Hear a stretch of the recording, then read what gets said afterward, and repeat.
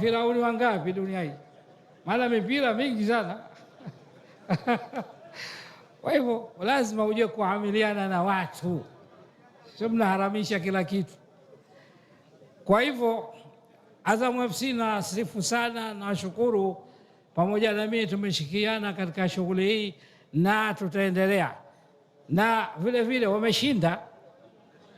Wameshinda, tunaingia fainali na Jangwani, tutaonana huko huko.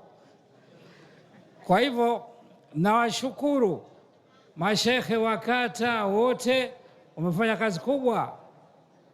Nawashukuru walimu wa madrasa, nawashukuru walinzi wetu katika vituo mbalimbali waliokuja wakashirikiana na sisi. Lakini vile vile niende kwa kina mama, au sio bwana? Nyumba haijengeki bila wanawake, na sisi wanaume hatupendezi bila wake, au nasemaje mwalimu?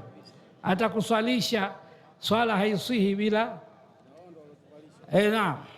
Akikwambia kesho, shekhe, unaenda kuswalisha Ijumaa, ukija nataka talaka yangu, Ijumaa utaswalisha raka ngapi? Moja. Kwa hivyo tunashukuru wanawake, na siku hizi katika mji wa Dar es Salaam wanawake wanatushinda. Misiba wanakuwa wengi, furaha wanakuwa wengi, mambo ya kheri wengi.